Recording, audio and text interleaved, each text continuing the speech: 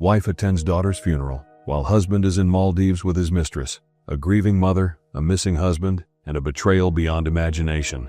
The sky was an unrelenting shade of gray, mirroring the in Elena's heart as she stood motionless in front of the scent of fresh lilies drifted in the cold funeral air, making it all the more painful. Her daughter had loved picking lilies in the garden, twirling with them in her tiny hands, and now they were placed beside her lifeless body. Elena felt as if the world was caving in. Her breathing was uneven, her knees weak, and yet she couldn't collapse. Not here, not now. She was the mother, the one who was supposed to be strong. The weight of her sorrow sat heavily in her chest, a pain that felt more crushing than any physical wound.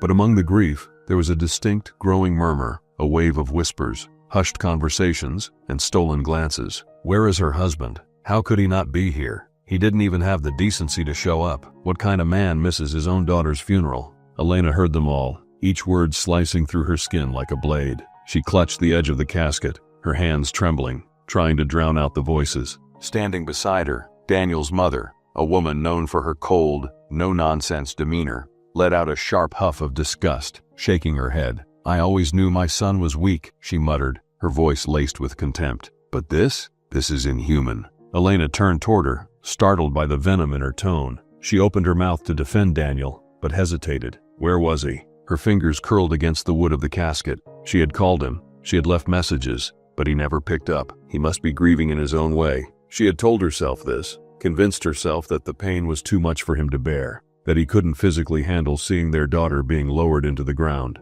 But the others weren't so forgiving. Daniel's younger brother, Michael, clenched his jaw. His dark eyes burned with fury as he paced near the front row of mourners. You know what? He spat, hands balling into fists. I don't give a damn how much pain he's in. You show up, you face it. That was his daughter, for God's sake. His wife, Alyssa, placed a hand on his arm, trying to soothe him, but her own face was tight with disappointment. She looked at Elena sympathetically, but there was something else in her eyes too. Pity. Elena hated that look. She didn't need pity. An old friend of the family, Mr. Porter, an elderly man who had known Daniel since he was a child, shook his head with deep disapproval. I always believed that boy had no spine, he muttered. And now he's proved it. Elena inhaled sharply, blinking back the burning tears threatening to fall. She couldn't bear to hear this. Not now, not when her heart was already in shreds. My husband is grieving, she said, her voice barely above a whisper, but there was defensiveness in her tone. He couldn't bring himself to come.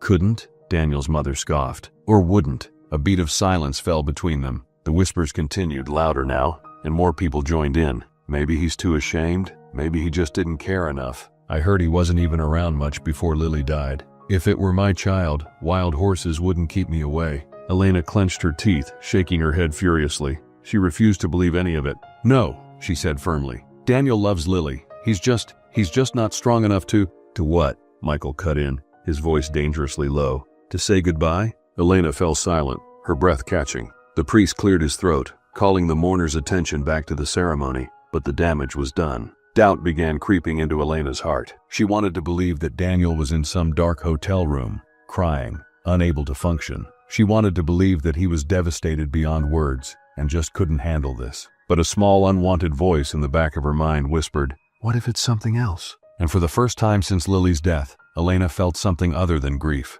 She felt the chilling bite of suspicion. The funeral had ended, but the weight of grief clung to Elena like a second skin. Mourners slowly drifted away, some casting her pitiful glances, others whispering under their breaths about Daniel's absence. Elena stood near the open grave, her fingers numb from clutching the damp handkerchief in her palm. The cold air stung against her tear-streaked cheeks. Where are you, Daniel? She thought bitterly, swallowing the lump in her throat. Just then, a familiar hand touched her arm. Elena, I need to talk to you. It was Melissa, an old family friend. Her face was pale, her lips pressed together in an unreadable expression, but her eyes betrayed something deeper, hesitation, concern, and something else. Elena sighed, already exhausted from the onslaught of judgmental remarks she had endured throughout the day. Not now, Melissa, she muttered, rubbing her temples. But Melissa didn't move. Instead, she glanced around quickly, as if making sure no one else could hear them. Then, with a shaking hand, she pulled out her phone. You need to see this.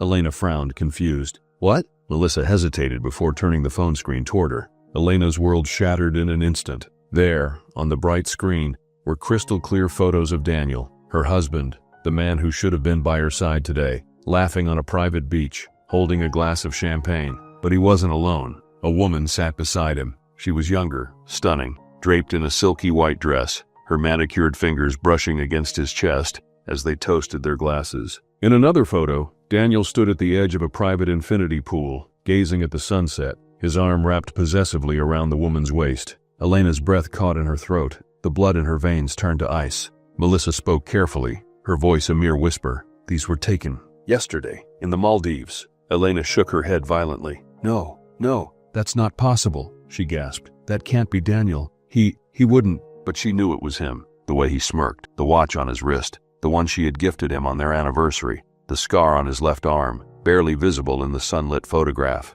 It was him, and he wasn't mourning their daughter's death. He was on vacation with another woman. Elena's stomach twisted. She felt sick. The funeral was just hours ago. She had stood alone, burying their child, while Daniel had been sipping champagne with his mistress on a luxury getaway. Melissa reached out, her voice urgent. Elena, I wasn't going to show you this today, but then I saw you standing there, defending him, making excuses for why he wasn't here, and I couldn't let you keep believing that he was suffering. Because Elena, he's not grieving, he's not broken, he's living his best damn life. Elena's head spun. This isn't real, this isn't happening. Her knees buckled, and she would have collapsed had it not been for Sarah, her best friend, who rushed forward to catch her. Elena, Jesus, what happened? Sarah's concerned voice was distant, muffled, like she was underwater. Melissa hesitated, looking between them, before thrusting the phone into Sarah's hands. Sarah's eyes flickered across the screen, and almost immediately her face darkened.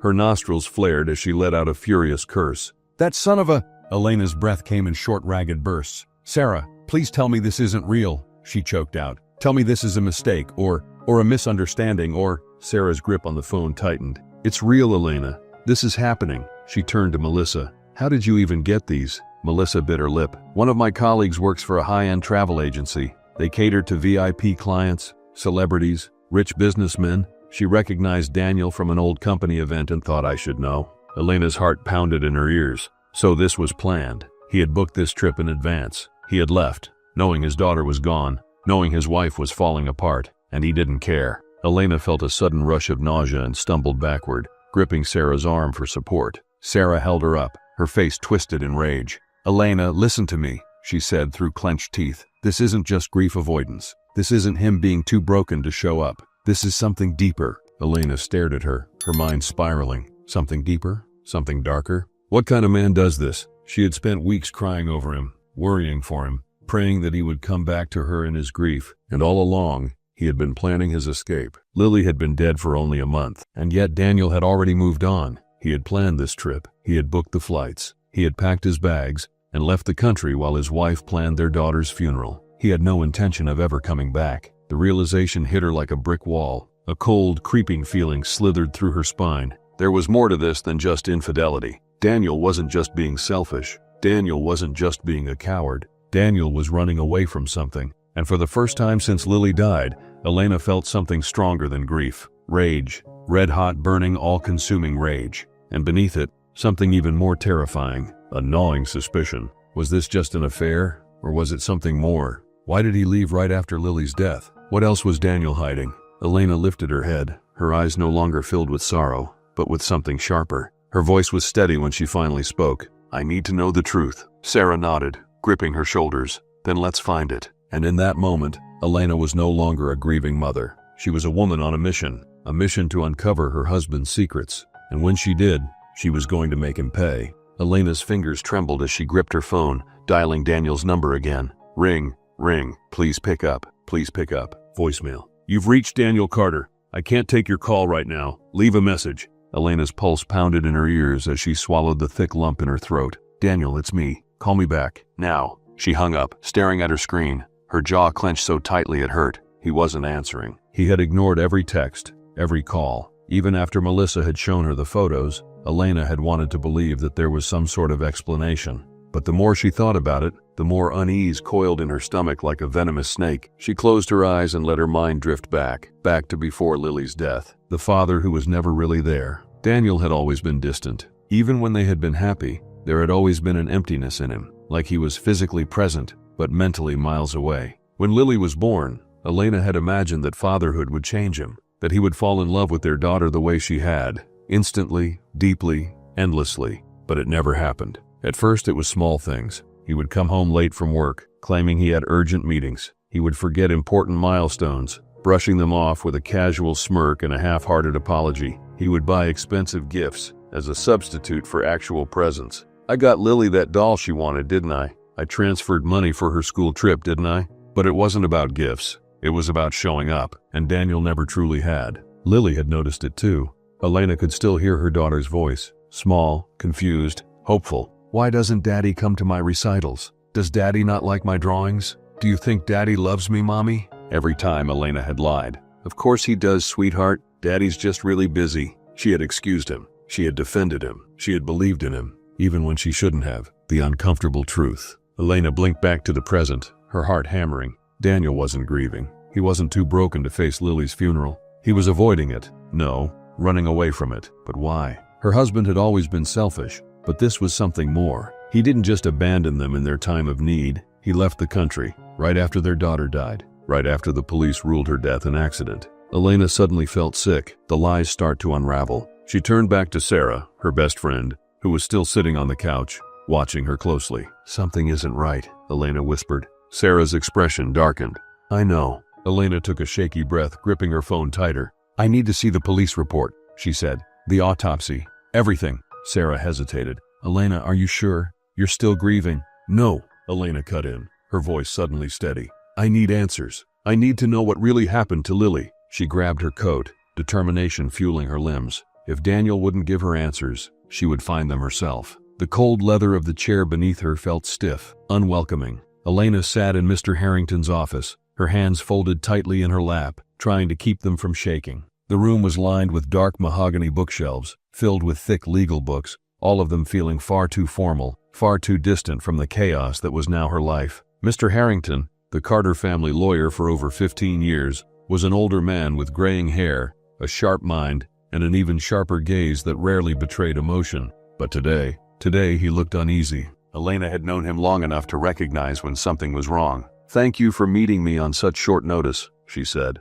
her voice hoarse from exhaustion and grief. Mr. Harrington nodded, adjusting the gold-rimmed glasses on his nose. Of course, Elena. I'm so sorry for your loss. The words felt empty now. She had heard them 100 times in the past few weeks, and each time they only served as a reminder that her daughter was gone. She swallowed hard and got straight to the point. I need to settle Lily's estate. For a brief moment, there was silence. Mr. Harrington's lips pressed together, his fingers lightly tapping against the oak desk. Elena frowned. Why did he look so uncomfortable? Something about his hesitation immediately unsettled her. Mr. Harrington? She prompted, sitting up straighter. Is there a problem? The lawyer exhaled slowly, folding his hands in front of him. Elena, there's something you should know before we proceed. Her heartbeat picked up speed. What is it? Another pause. Then carefully, as if choosing his words with precision, he said, Your husband, Daniel, came to see me about Lily's estate last month. Elena's stomach dropped. Last month? She echoed, barely able to get the words out. Yes. Her chest tightened. Lily had still been alive last month. Why would Daniel have been asking about their daughter's estate when there was no reason to? Something was wrong. What did he want? She asked, her voice almost a whisper. Mr. Harrington hesitated. He wanted to change the beneficiary. Silence. Elena froze, her fingers curling around the arms of her chair. To what? Mr. Harrington's gaze didn't waver. To himself. A sharp, icy chill ran down Elena's spine. Daniel tried to put Lily's inheritance under his own name. Elena's breath quickened, her ears ringing. She could feel her pulse pounding against her temples, a steady thud that drowned out all other sound. This was not normal. This was not what a grieving father did. I don't understand. Her throat was dry. Why would he do that? Lily was still alive. Mr. Harrington gave her a long, hard look, as if he was trying to gauge how much she was willing to hear. Finally, he sighed. That's what I thought as well. I asked him why, and do you know what he said? Elena's fingers dug into the fabric of her jeans. What? Mr. Harrington adjusted his glasses again, looking deeply uncomfortable. He said he was just preparing for the future. Elena's entire body stiffened. Preparing for the future. The words echoed in her head, twisting into something dark and horrifying. She suddenly felt sick. Daniel knew. Before Lily had even died, Daniel had been planning for her inheritance. Elena shook her head, gripping the edge of the desk. What exactly did he try to change? She asked, forcing herself to stay calm. Mr. Harrington sighed, pulling out a folder and sliding it across the desk toward her. Everything. With trembling hands, Elena opened the folder. There it was. Official documents, contracts, legal requests. Daniel had tried to remove Lily entirely and have everything transferred to his own name. The house, the trust fund left by Elena's father for Lily, the savings account under Lily's name. All of it. Elena clutched the papers tightly, her nails biting into the thin sheets. If Daniel had succeeded, if he had gotten control of Lily's assets, he would have had access to a fortune, but he hadn't. Mr. Harrington had refused to approve the change because Lily was still alive, which meant Elena's hands began to shake, which meant Daniel had needed Lily dead to get his hands on the money. Elena's vision blurred as nausea clawed at her stomach. No, this can't be right. She had told herself over and over that Lily's death was an accident, that it had been a tragic, terrible coincidence. But now the pieces were starting to fall into place. Daniel had distanced himself from Lily. Daniel had planned a luxury vacation before their daughter even died. Daniel had tried to change the estate beneficiary when Lily was still alive. And when Lily died, Daniel left immediately, as if he had nothing left to wait for. Elena's stomach twisted in pure, unfiltered horror. What if Lily's death wasn't an accident? What if Daniel had killed their daughter? The thought sent her reeling, her breath coming in quick, uneven gasps. This wasn't just infidelity. This wasn't just betrayal. This was something much, much worse. Daniel had a motive, and if he had a motive, then maybe Lily hadn't just died. Maybe she had been murdered. Elena, Mr. Harrington's voice was firm, pulling her from her spiraling thoughts. She looked up, her eyes wide with shock. He leaned forward. Did Lily's death seem strange to you? A cold wave of dread washed over her. Her mouth felt like sandpaper, but she forced herself to speak the words that had been lurking in the back of her mind for weeks. She was in a car accident. Mr. Harrington nodded, his gaze unreadable. Yes, but was she driving?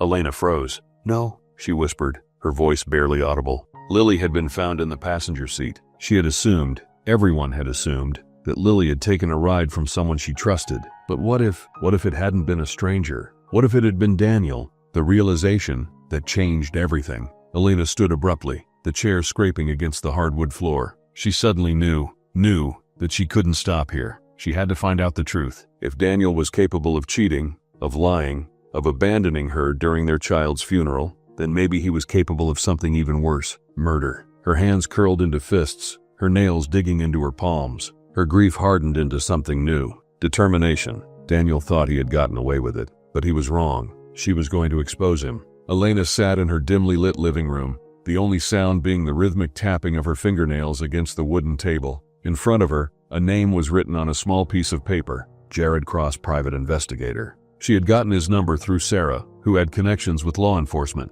According to Sarah, Jared was the best, someone who specialized in uncovering the darkest of secrets. Elena's hands shook as she dialed the number. After 2 rings, a deep, gravelly voice answered. Cross. She swallowed hard. I need your help. Jared worked fast. Within a week, he had dug up records that made Elena's blood run cold. Bank statements, large cash withdrawals from Daniel's account right before Lily's death, cryptic transfers, a $50,000 transaction to a mysterious unregistered account, phone records, multiple calls to a burner phone number, all made in the days leading up to Lily's accident. Elena sat across from Jared in his office, gripping the edge of the chair, her knuckles turning white. Who owns that account? She asked, her voice barely above a whisper. Jared exhaled, tossing a grainy printed photo onto the table. A man in his late 40s, with piercing eyes and a face scarred from years of violence, stared back at her. Meet Vincent Morales, a known hitman. Elena felt her breath hitch. My husband paid a hitman to kill our daughter?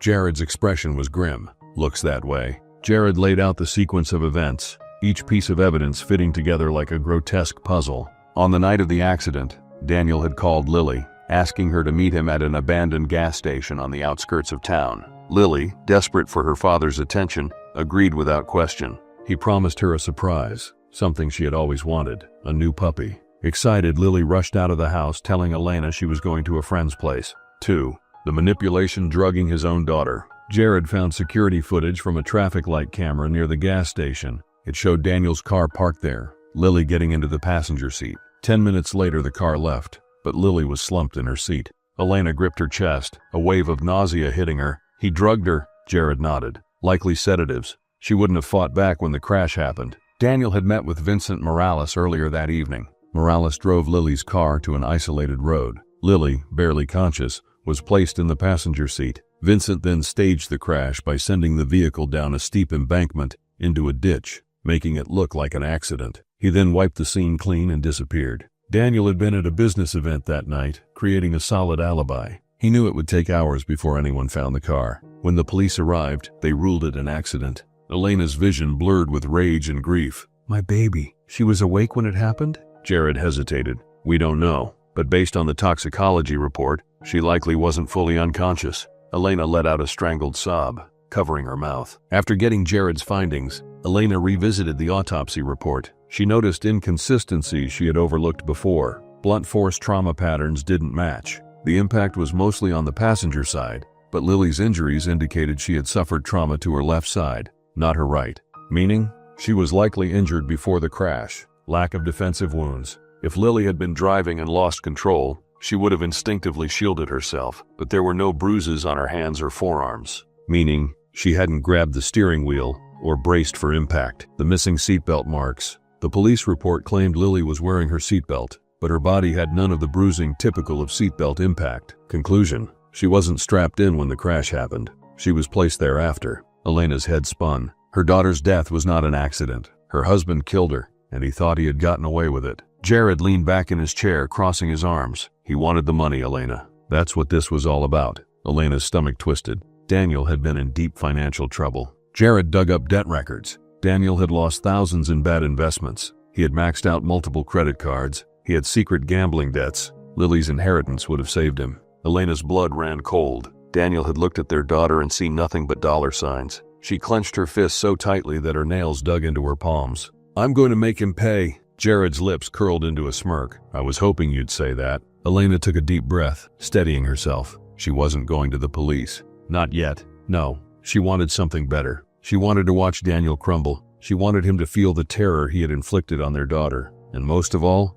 she wanted him to confess. She turned to Jared, her grief now hardened into something deadly. "Daniel believes Lily is dead, right?" Jared frowned. "Yeah." Elena's lips curved into a slow, chilling smile. "Then let's make him believe she's back." Elena arrived in the Maldives under a different name, using an alias carefully arranged by Jared. The luxury resort was breathtaking, with private overwater villas and crystal-clear waters stretching endlessly toward the horizon. It was paradise, a paradise built on her daughter's grave. She walked along the wooden pathways, the scent of salt in the air thick with betrayal. At the farthest villa, Villa 13, Daniel was waiting. Or rather, he had no idea that his worst nightmare was about to begin. Elena had one goal: destroy him from the inside out. Elena had studied him for years. She knew his weaknesses, his tells, the way his mind worked. Daniel had always prided himself on control, but control was exactly what she was about to take from him. It started small. The first night, after she bribed the villa staff to give her access, she slipped into his room while he and his mistress, Sophia, were out for dinner. Using a red lipstick, she wrote across the bathroom mirror in childlike handwriting, "Why, Daddy?" Then she left. He arrived hours later, full from expensive seafood and champagne, laughing with Sophia as they stumbled into the villa. His mood shifted instantly when he saw the mirror. A slow, creeping horror spread across his face. Sophia giggled drunkenly. "What the hell is that?" But Daniel wasn't laughing. His face turned ashen, and for the first time since his daughter's death, he felt something foreign. Dread. He grabbed a towel and wiped at the mirror furiously, his hands shaking. "It's nothing." "But Daniel, that wasn't there before." "It's nothing, Sophia." His voice came out sharper this time. "Go to bed." Sophia rolled her eyes but obeyed. Daniel, however, didn't sleep that night. The next morning, Daniel opened his suitcase to pull out a fresh shirt, and then his blood ran cold. Lying perfectly placed on top of his clothes was Lily's doll, the one she had carried everywhere since she was a baby. The doll that had been buried with her. A high-pitched gasp escaped from behind him. Sophia had seen it too.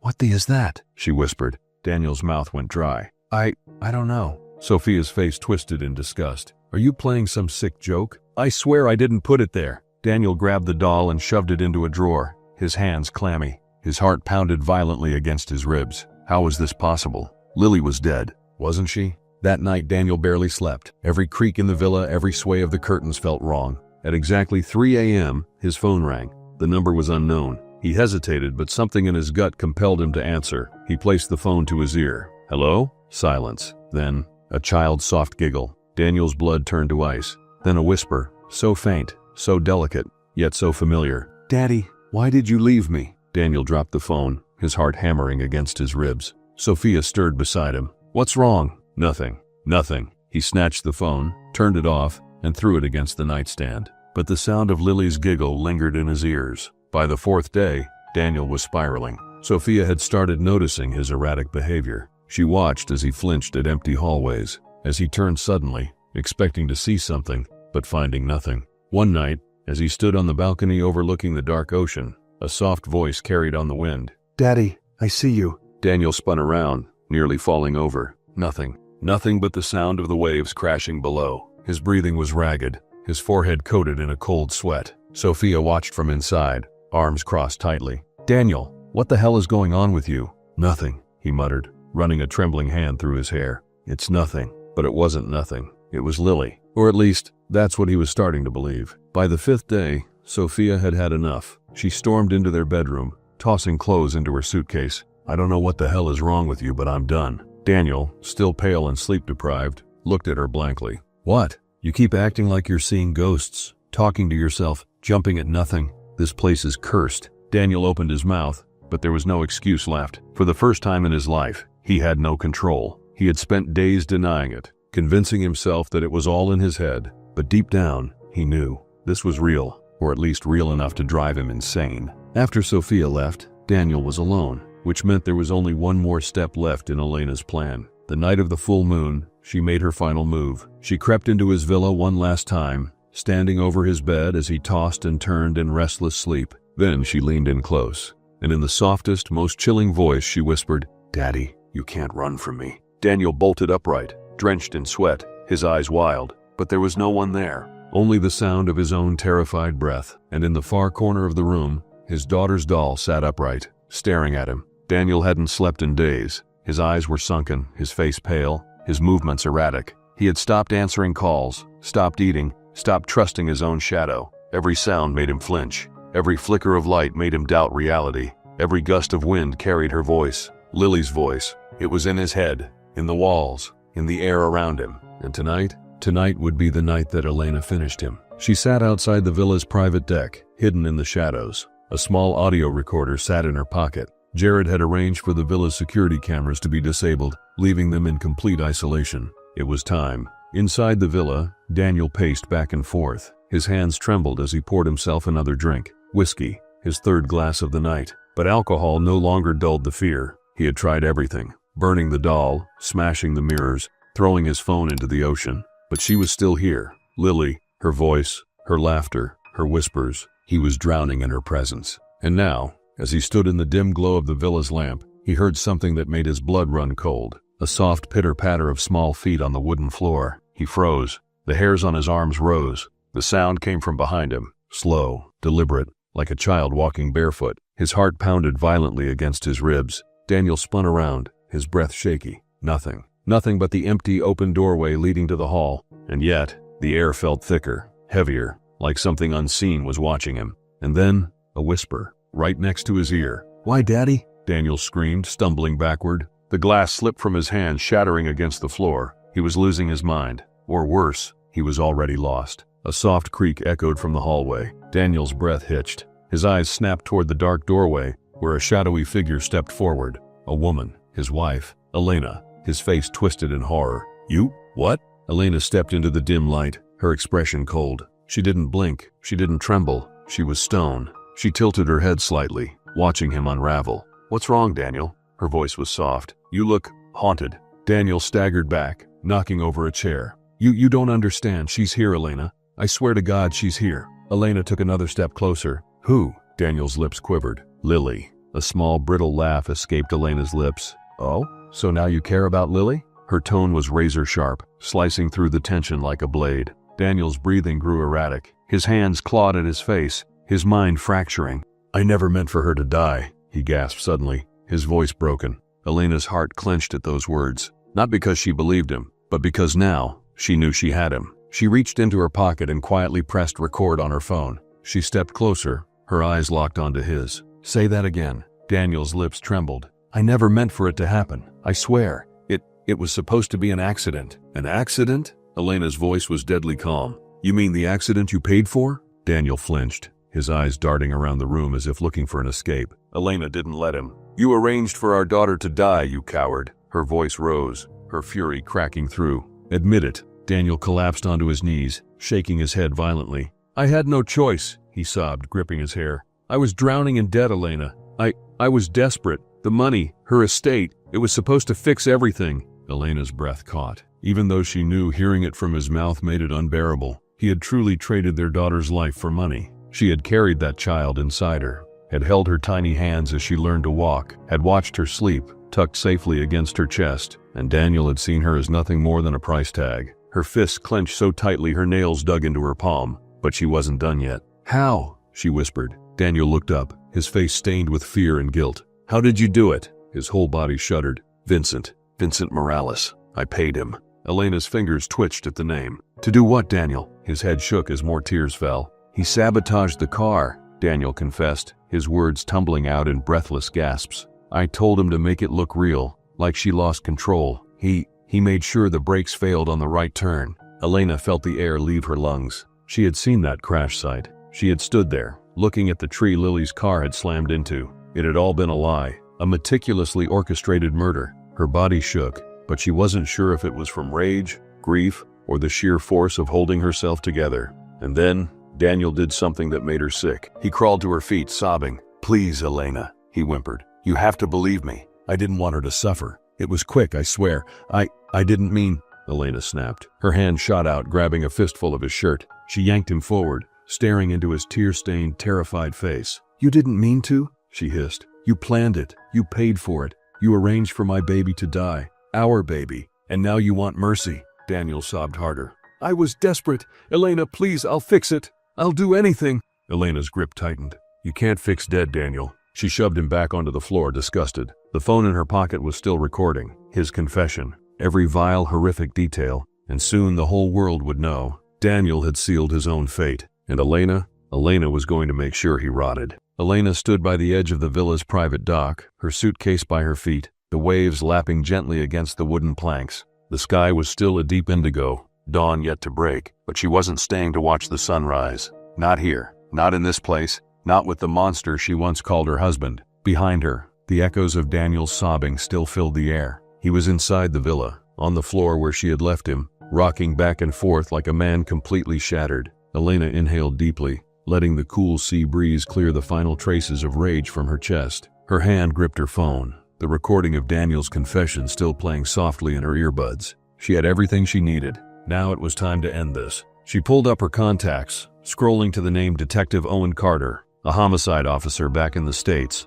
one of Jared's contacts. Then, with a final deep breath, she pressed send. A message. One file, one confession that would destroy Daniel's life forever. Then, without hesitation, she turned on her heel, grabbed her suitcase, and walked away. She never looked back. It took less than 12 hours. By the time the sun had fully risen over the Maldives, the police were already at Daniel's villa. A resort staff member, who had been bribed by Jared to keep an eye on Daniel, was the first to report his deranged behavior. "He's losing it," the employee whispered over the phone to the authorities. "He's screaming about ghosts, talking to himself, destroying the place. He's scaring the guests." Within an hour, 2 local officers arrived at Villa 13. What they found was far worse than expected. Inside the villa, the scene of a broken man. Daniel was barely recognizable. The once arrogant, charming businessman was now a raving, paranoid wreck. His expensive silk shirt was soaked in sweat, his hair a disheveled mess, his eyes bloodshot from days of terror-induced insomnia. He had wrecked the villa, sheets torn from the bed, furniture overturned, mirrors smashed. The officers found him hunched in the corner, rocking violently, mumbling to himself. "She's here. She's here. She's watching me. She knows. Oh God, she knows." His hands were scratched and bruised, as if he had tried to claw something off his skin. When the officers approached, he jerked violently, eyes wild with fear. "She's here. She's here," he screamed. "Don't you see her?" The officers exchanged an uneasy glance. One reached for his cuffs, while the other spoke in a calm voice. "Mr. Carter, you need to come with us." Daniel's head snapped up. He suddenly stilled, blinking rapidly. Then, for the first time in days, he smirked. A flicker of the old Daniel resurfaced. "You have nothing on me." He let out a dry, broken laugh. "I'm innocent." The lead officer sighed. "We have a recording of your confession." Daniel's smirk vanished instantly. The color drained from his face. "No, His voice cracked. "No, that's not—" He lunged for the officer, but before he could take another step, they slammed him against the wall and cuffed him. As he thrashed, he screamed, "She set me up. Elena set me up. It was the ghost. The ghost. Lily. Lily. She's here. She knows. She knows." The officers had to drag him out, kicking and screaming, his voice raw, hysterical. Resort guests watched in shocked silence, some even recording the arrest on their phones. Daniel Carter, the charming, successful businessman, the grieving father, the devoted husband, was nothing more than a madman, ranting about ghosts. And within minutes, the video had gone viral. Daniel's arrest sent shockwaves through the media. For weeks, his name was everywhere. The headline read, "Husband who missed daughter's funeral arrested for her murder." News outlets dug up everything: his affair, his gambling debts, his financial ruin. And then, the biggest bombshell, the recorded confession. Elena made sure it was leaked. The whole world listened, as Daniel's own voice detailed how he hired a hitman, how he staged his own daughter's death, how he tried to steal her estate. No one saw him as a victim anymore. He was a monster.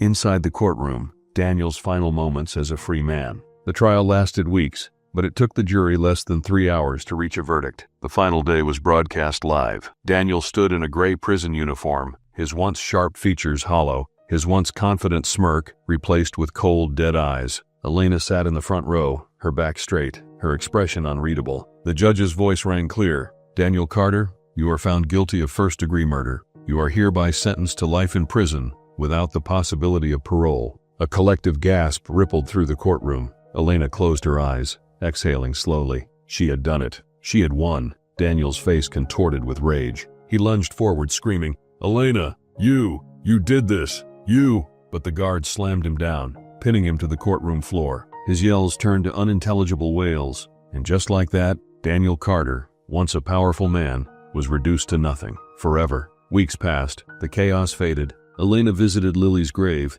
kneeling before the white marble stone. She ran her fingers over the engraved letters. "Lily Carter, beloved daughter, forever in our hearts." Tears stung her eyes, but they weren't from grief this time. For the first time in a long time, she felt light. Lily had her justice. And Daniel? Daniel was trapped in a different kind of prison, his mind. Elena stood, brushing off her coat. As she turned to leave, a gentle breeze swept through the cemetery. For a moment, she thought she heard soft laughter in the wind. Lily's laughter. A small smile crept onto her lips. "Goodbye, my love. Rest now." And with that, Elena walked away, finally free. Elena had spent months living in shadows of grief, drowning in pain, revenge, and heartbreak. But now, for the first time in a long time, she stood in the light of a new beginning. Daniel was gone, rotting in prison, a permanent prisoner to his own sins. Justice had been served. But justice, she realized, was not the end of her journey. It was only the beginning. The Lily Carter Foundation, a legacy of love. In the months following Daniel's conviction,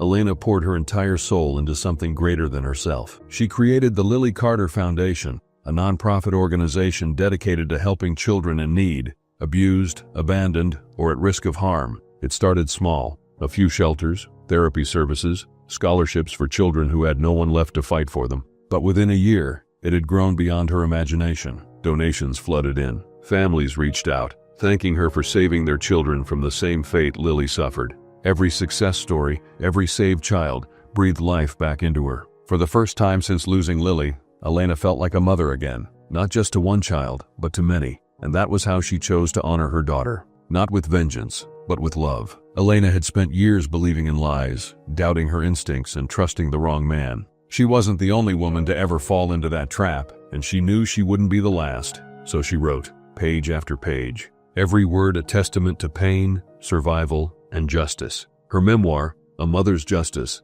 became an instant sensation. Women across the world read her story. Mothers, wives, daughters, some trapped in their own nightmares, some still looking for their voice. Elena gave them that voice. She spoke in interviews. She fought for laws that protected children. She became a symbol of strength and resilience. And though it could never replace what she had lost, it gave her purpose, a reason to keep living. The cemetery was quiet, the afternoon sun casting long golden rays over the marble headstones. Elena walked slowly, carrying a bouquet of white lilies, her daughter's favorite. Her feet stopped in front of the small, pristine grave, the name Lily Carter engraved beautifully on the stone. Beloved daughter, forever in our hearts. Elena inhaled deeply, kneeling before it, running her fingers over the letters. Hey, sweetheart. Her voice was soft, full of love. She placed the flowers gently against the grave, adjusting them so they stood perfectly.